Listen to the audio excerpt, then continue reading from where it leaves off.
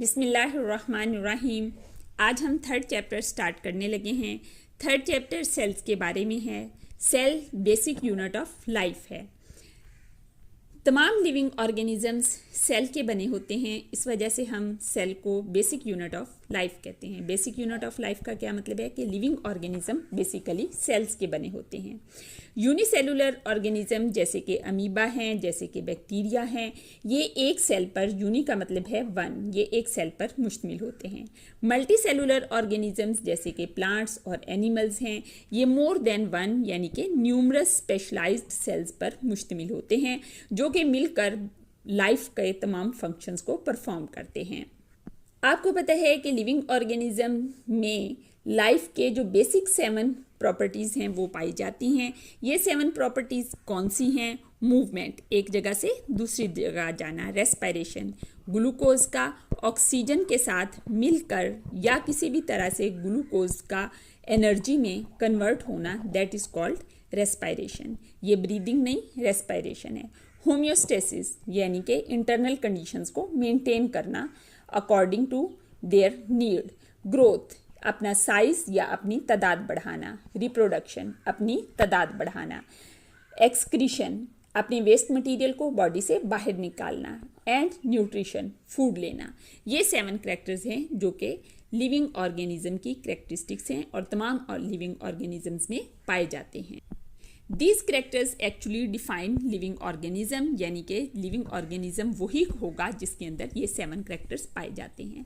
ये 7 characters living organisms में भी पाए जाते हैं और उनके सेल भी ये 7 करैक्टर्स परफॉर्म करते हैं। फॉर एग्जांपल, अगर हम मूवमेंट की बात करें तो जैसे लिविंग ऑर्गेनिज्म मूव करते हैं, ओनली सेल भी मूव कर सकते हैं। जैसे कि स्पर्म सेल्स हैं, स्पर्म सेल्स ये इस तरह से, इनमें फ्लैजेला होता है और ये स्विम करके एग तक पहुंच जाते हैं। वाइट ब्लड सेल्स जो कि बॉडी का डिफेंस सिस्टम बनाते हैं, ये भी ब्लड के अंदर ये मौजूद होते हैं और ये इन्फेक्शन से फाइट करने के लिए इन्फेक्शियस साइट पर पहुंच जाते हैं। सेल के अंदर अगर हम बात करें तो सेल के अंदर मुख्तलिफ ऑर्गेनेलीज होती हैं। जैसे प्लांट के सेल में हम बात करते हैं तो क्लोरोप्लास्ट प्रेजेंट होता है। अगर लाइट इस तरफ से पड़ रही है तो क्लोरोप्लास्ट मूव करके यहाँ आ जाएगा। तो सेल के अंदर ऑर्गेनेलीज मूव करती हैं। तो ये मूवमेंट लिविंग ऑर्गेनिज्म का एक वाइटल फंक्शन है जो कि लिविंग ऑर्गेनिज्म भी परफॉर्म करते हैं, उनके सेल भी परफॉर्म करते हैं और उनकी ऑर्गेनेलीज भी। सेल के अंदर पाए जाने वाले स्ट्रक्चर्स को ऑर्गेनेलीज कहते हैं। लिविंग ऑर्गेनिज्म की दूसरी करैक्टरिस्टिक न्यूट्रिशन है। ये करैक्टरिस्टिक भी सेल के लेवल पर भी पाई जाती है। सेल अपने एनवायरनमेंट से अपने लिए फूड लेते हैं और एनर्जी प्रोड्यूस करते हैं और अपने स्ट्रक्चर्स को बिल्डअप करते हैं और बायोकेमिकल रिएक्शन भी ड्राइव करते हैं।